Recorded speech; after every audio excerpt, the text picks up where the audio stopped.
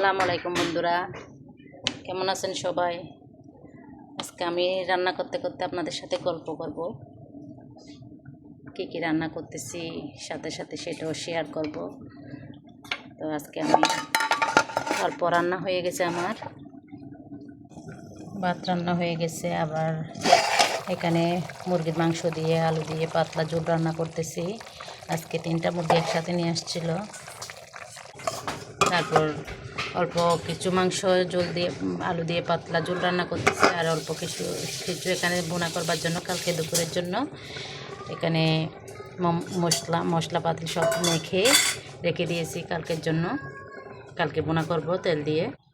তারপর এদিকে মেয়ে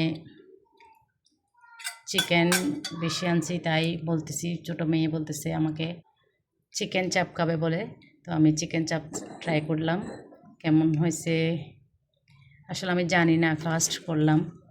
তবে কিন্তু টেস্ট বরাবর হয়েছে, ওখানে রেস্টুরেন্টের মতন হয় নাই, অল্প হয়েছে হয়েছে সবাই বলতেছে হয়েছে। আসলে ট্রাই করে দেখলাম আর কি, অনেক মজা হয়েছে। তারপর এদিকে করছি, আমাদের সবার 6 রোজা শেষ হয়েছে, তাই ছোটো পিঠা কাটছি এখানে, এগুলো দুধ দিয়ে রান্না করছি।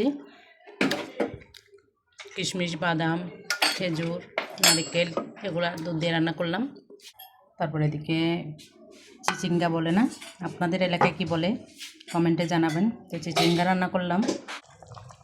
তো সবাই, তো আমি প্রথম রান্না করলাম ওই চিকেন চাপটা, সবাই তো খেয়ে একদম প্রশংসা করতেছে।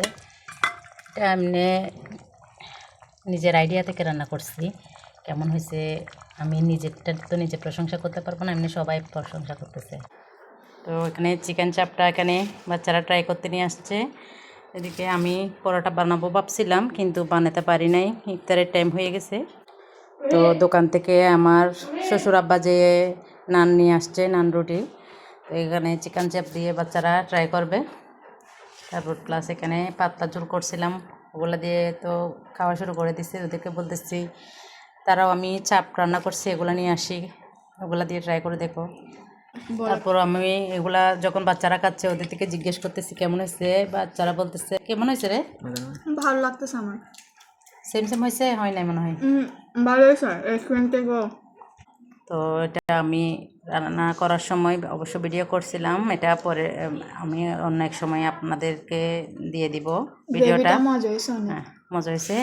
আসলে আমার মেয়েটাও পছন্দ করেছে, ছোটো মেয়ে, ও আজকে বাহানা করছিল বিদায় আমি এটা ট্রাই করছি, না হলে করতাম না।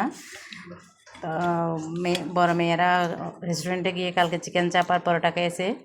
ওটা যদি ওরা এসে না বলতো, মেয়ে বাহানাও না করতো, আমি এটাও করার চেষ্টা করতাম না। তো আমার ভিডিও আজকে কেমন হয়েছে এটা কমেন্টে জানাবেন। আজকের ভিডিও এতটুকু, আল্লাহ হাফেজ।